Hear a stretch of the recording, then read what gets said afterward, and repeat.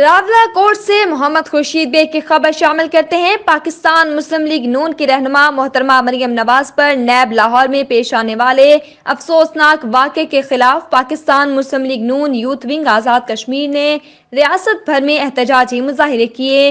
इस सिलसिला में जिला पूंछ रावला कोर्ट में भी पाकिस्तान मुस्लिम लीग नून आज़ाद कश्मीर यूथ विंग ने भरपूर एहतजाज किया और जिले सेक्रेटरीट मुस्लिम लीग नून पूंछ ऑफिस से गाजी मिल्लत प्रेस क्लब एहतजाजी रैली निकाली गई। शुरका ने हुकूमत पाकिस्तान, वजीर आजम पाकिस्तान और नैब को सख्त तनकीद का निशाना बनाया और मरियम नवाज के साथ पेश आने वाले वाक़े की पुरजोर मजम्मत करते हुए जिम्मेदारान के खिलाफ FIR का मुतालबा किया।